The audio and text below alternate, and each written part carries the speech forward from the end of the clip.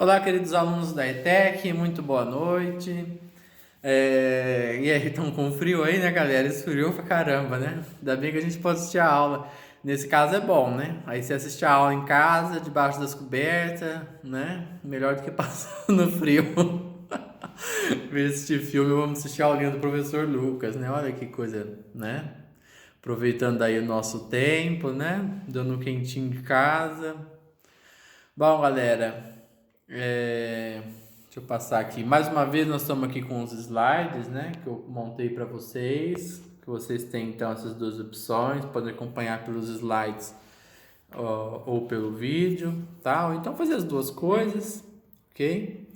É, Bom, nós estamos ainda, então, na aula das garantias constitucionais, tá bom? Processo civil. Então, só fazendo um checklist, né, de quais garantias que nós já vimos até agora. Bom, a gente falou então da Constituição Federal, tá, que é da onde saiu todas essas garantias, né, de onde emanaram todas essas garantias que nós estamos estudando, tá bom? Falamos lá de em que contexto que nasceu isso, de forte repressão e tudo mais. Nós falamos do acesso à justiça, né? Lembra que nós falamos da assistência judiciária gratuita, né? Então, as pessoas que não podem pagar os custos processuais, não podem pagar o advogado, bom? Então, o Estado fornece gratuitamente para essas pessoas, os demais têm que pagar. Inclusive, tem que comprovar a renda, né? Que realmente não tem condições de pagar os custos processuais aí. Nós falamos do devido processo legal, né? Lembra que nós lemos lá que ninguém pode ser preso, nem ser julgado, vimos as exceções, tá bom? Falamos da inafastabilidade do Poder Judiciário, né? Então, o juiz não pode se negar a julgar, tá? Uma ação. Aí depois nós vamos ver que tem algumas condições, né? Que eles têm que fazer, que nós vamos ver isso mais pro fim do curso. Isso eu estou falando sucintamente, né? Nós tivemos uma aula sobre isso, eu estou só fazendo um resumão aqui. Tá? E por fim a gente falou então da isonomia processual, né? Lembra? Eu até pus aquela charge então do pessoal nas caixas lá mostrando que uma coisa é igualdade, outra coisa é equidade, né? Então garantir que todo mundo tem as mesmas condições, né? De entrar com processo e tudo mais, ok? Então uma coisa aí para igualar e todo mundo conseguir realmente entrar com uma ação. Então não é só a justiça, o judiciário oferecer então a gratuidade, né? Tem que oferecer também condições. Bom, então vamos dar início à nossa aulinha de hoje, né? Depois, se alguém ficou com alguma dúvida, retoma os slides, né? Ou então pergunte, né? Hoje, então, nós vamos falar de uma outra garantia, tá? Essa tem bastante coisa para a gente falar dela, tá bom? Que é a garantia do contraditório e ampla defesa, tá bom, galera? É uma garantia só, tá? Quem estiver acompanhando pelos slides, eu falei do contraditório depois da ampla defesa, mas eu separei isso didaticamente, tá? Para ficar mais fácil de explicar para vocês. Mas isso é uma garantia só, do contraditório e ampla defesa. Bom, mais uma vez, né? O artigo 5º da Constituição, aquele que eu falei para vocês que é gigantesco, né? E também é ele que trata disso. Então vamos lá para quem está acompanhando os slides, para quem não está, eu vou ler então o artigo. Então tá lá, o caput do artigo 5º, tá? E aí vem então o inciso que interessa para a gente na aulinha de hoje. Aos litigantes em processo judicial ou administrativo e aos acusados em geral são assegurados o contraditório e a ampla defesa, com os meios e recursos a ela inerentes, tá? Então, aqui a gente está falando de contraditório, a gente está falando de legítima defesa, e ele complementa com os meios, tá? Então, os meios para você se defender do processo, tá bom? Então, esse aí é o artigo, tá, da Constituição que, então, traz, né, cria essa garantia aí do contraditório e ampla defesa. E a partir daí a gente vai interpretando, né? A gente já falou disso em outras aulas, não é só ler a lei e acha que... Bom... lembra eu falei que eu separei, né? Então, galera, o que vocês entendem por contraditório, né? O que significa, então, contraditório?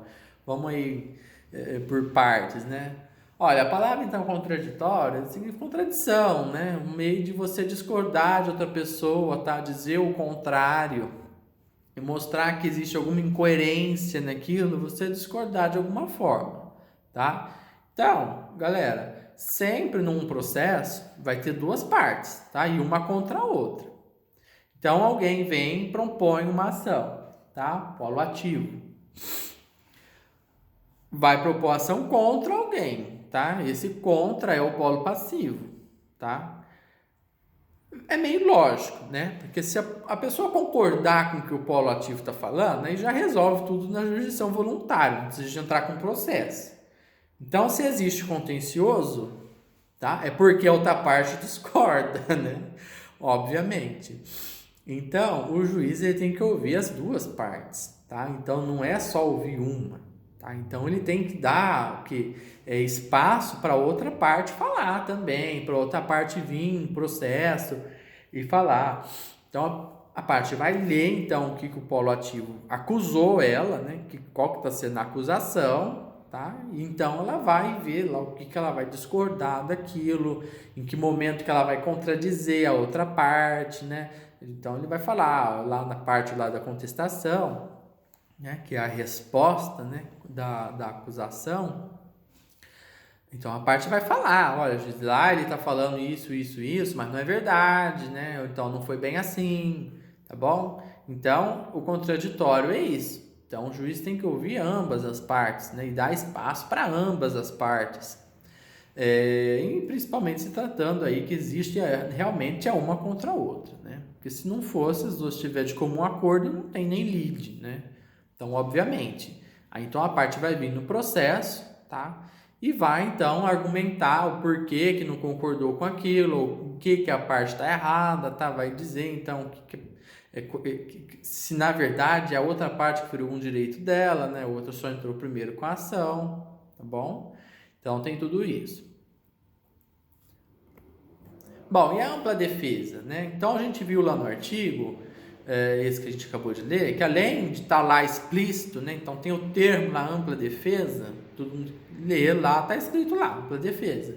Mas aí ele põe uma vírgula, tá? E ele continua, com os meios cabíveis, né? Com os meios necessários para você, então, ter realmente a sua ampla defesa, tá? Olha, ampla defesa, né? Então, a lei está trazendo aí que é um leque grande, tá? É ampla defesa. Então, não é aquele bracinho de dinossauro curtinho ali, tá? Então, você está sendo acusado de alguma coisa, em algum processo, tá? Você tem o direito de se defender daquilo lá, ok? E o juiz, né? E no caso aí o Poder Judiciário, ele tem que fornecer meios para você conseguir realmente se defender, tá? E por que isso, né? Eu já tinha adiantado com vocês alguns assuntos, se não me engano foi quando a gente falou de direito trabalhista, né? Que lá o empregado não tinha como fornecer prova, né? O juiz ia lá e dava a inversão do ônus da prova, tá? Por que isso, né? Algumas provas você consegue produzir facilmente, tá? Então, por exemplo, você é o dono de uma loja, né? Você pegou um cheque lá de um cliente, tá bom? Como forma de pagamento, você pegou o cheque do cliente, tá nominal, tá assinado, tudo bonitinho, tudo certinho. O cheque volta sem fundo, né? O cheque voltou sem fundo, tá? E você vai então executar esse cheque que você quer fazer a pessoa pagar, tá? Você tá de posse do cheque, tá? O cheque tá carimbado pelo banco ali sem fundo, tá bom? Então você já tem a prova na sua mão, você tem. Então você tira uma fotocópia daquilo lá, aí no caso você é polo ativo, né? Mas enfim. Ou se o cheque é falso, né? Também você pode requerer, não, esse cheque é de um talão roubado, né? Que apareceu aí, esse cheque não foi eu que dei, entendeu? Aí você já entra na parte do contraditório.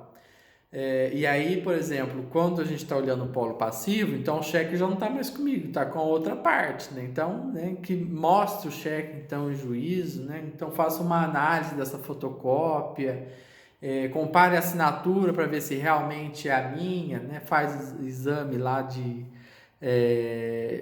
escrita, lá compara para ver se bate, tá? Então, galera, algumas provas você tem, tá? Algumas provas você não tem, tá? Então, se alguém te acusando de não ter, de novo, o exemplo do pagamento. Então, estou acusando lá a pessoa de não me ter pago, tá? Se eu paguei, olha aqui o recibo. Eu tenho um recibo de pagamento, tá? Então, eu vou lá e junto o recibo. Então, aquele cheque lá, de fato, voltou sem fundo, tá? Aí o cliente, o vendedor me ligou, tá? E eu fui lá e paguei o cheque. Olha aqui o recibo. Eu estou com um recibo aqui, tá? Em mãos, com a assinatura do cara, tá? Esse é um meio de prova que você tem, tá? Você tem um recibo.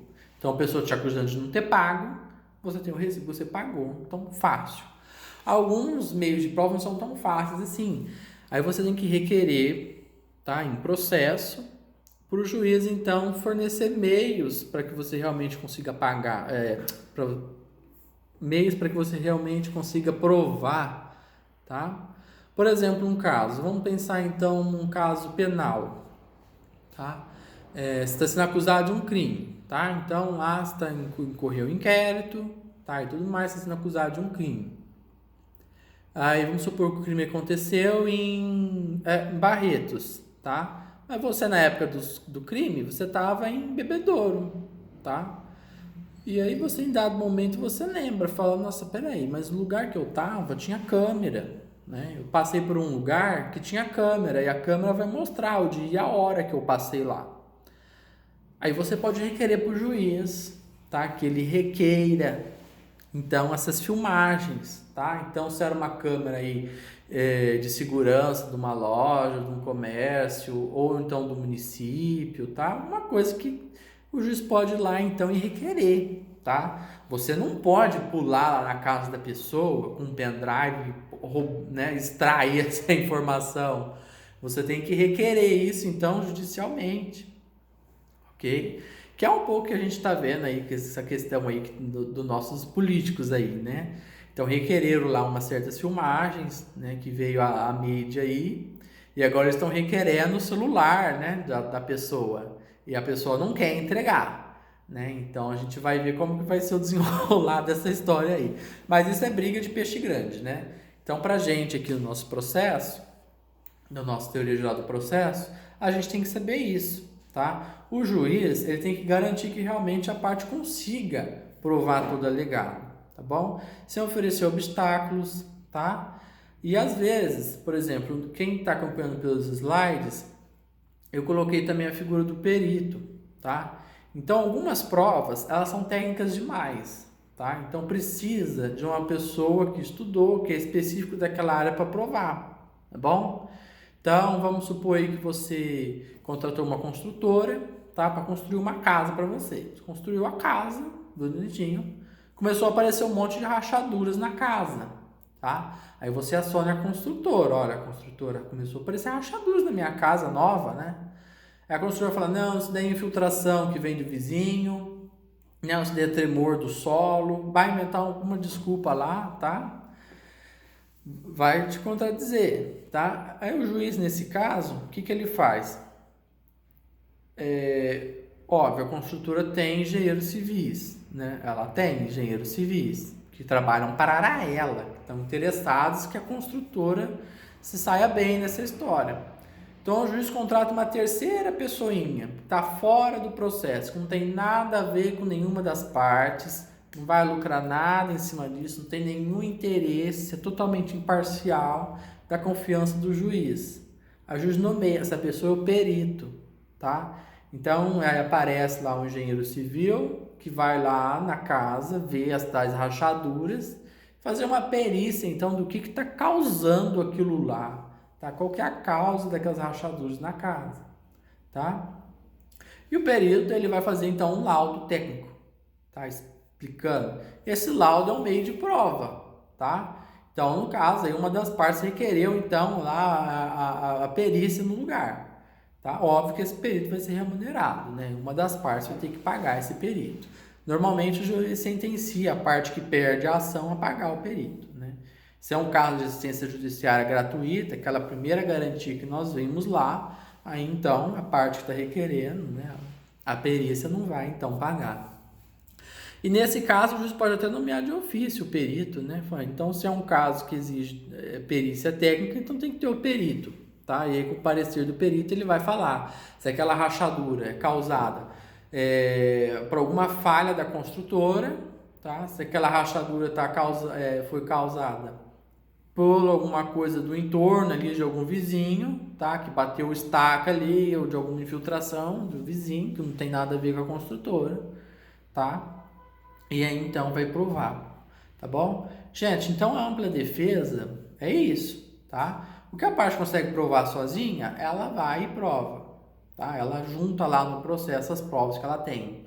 Aquilo que ela não consegue provar sozinha, ela tem que então requerer isso judicialmente, tá bom? Mesmo porque algumas provas, se você juntar, dependendo do for o caso, são ilegais, né? Não podem ser aceitas, tá? No caso desse, por exemplo, do telefone aí, né, que a prova está no telefone de outra pessoa, você não pode mandar alguém lá roubar o telefone do cara, tá? Você tem que, então, se a pessoa não entrega livremente, você tem que acionar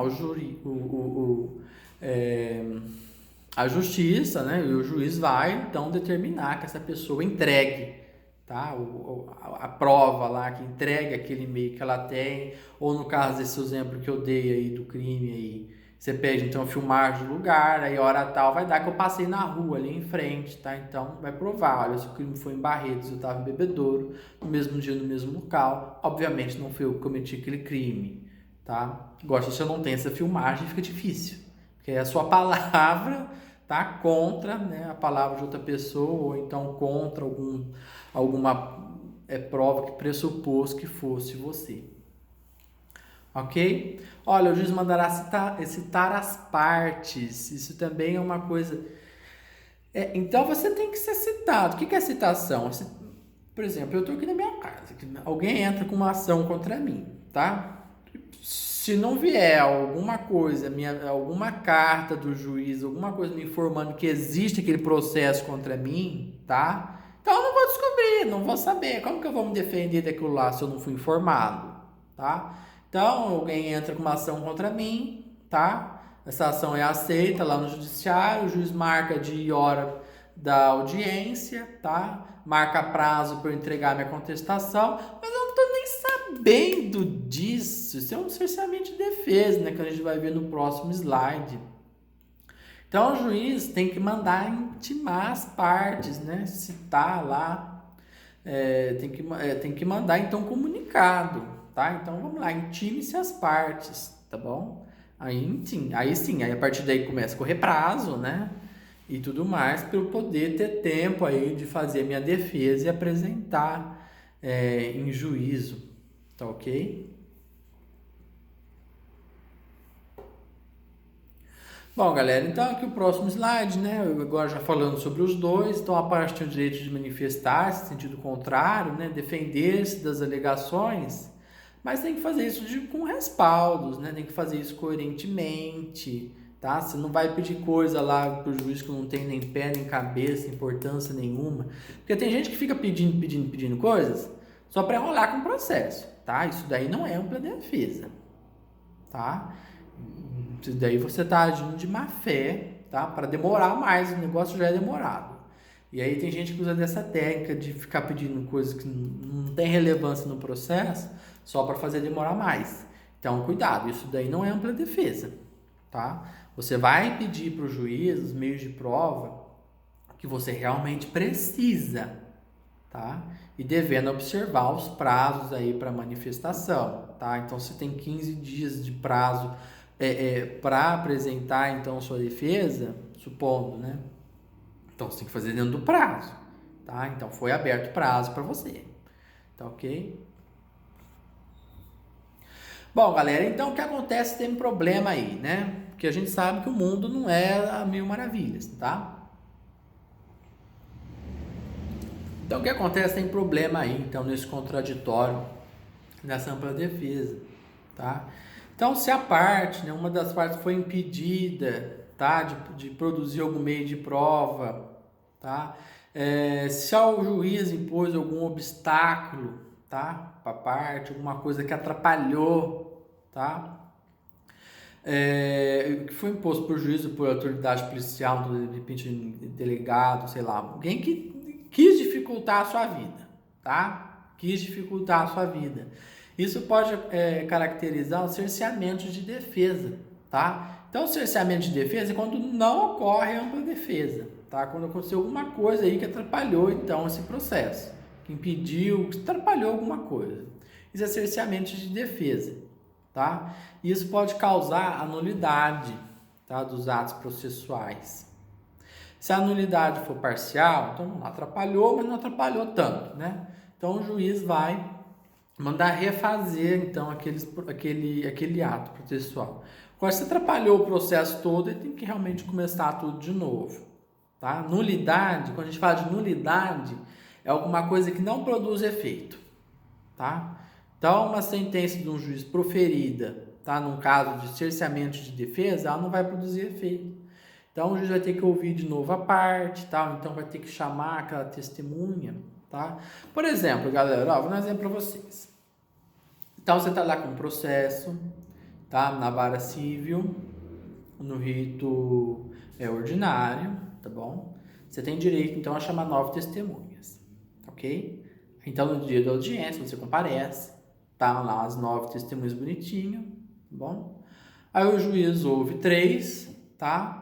E aí o juiz fala, não, tá bom, eu já ouvi essas 3 e para mim já é o suficiente, então pode dispensar as outras 5, tá bom? O advogado fala, não, excelência, mas as outras 5, elas têm coisas para dizer que ainda não foram ditas, tá? Num processo, elas viram de outro ângulo, enfim, elas sabem de coisas que essas aqui não sabem e que eu preciso de ouvir as partes, tá bom? Para então interrogá-las sobre esses assuntos que ainda estão pendentes. Se o juiz se nega, tá? E aí, às vezes, no caso, até um abuso de poder, tá, por parte dele, ele então se recusa a ouvir as outras testemunhas, tá? Então, isso é um cerceamento de defesa. Você tem direito a ouvir 9, então as 9 lá para ser ouvida, tá? E o juiz, então, não quer ouvir, tá? Então, o juiz está cansado, ou está com a ata muito atrasada, ou algum motivo qualquer, ele não quer ouvir as testemunhas, tá? Então, esse é um caso sério, tá? Então, num caso desse, por exemplo, de nulidade dessa audiência, então tem que marcar outra audiência e ele vai ouvir as outras 5, que ficaram lá sem ouvir.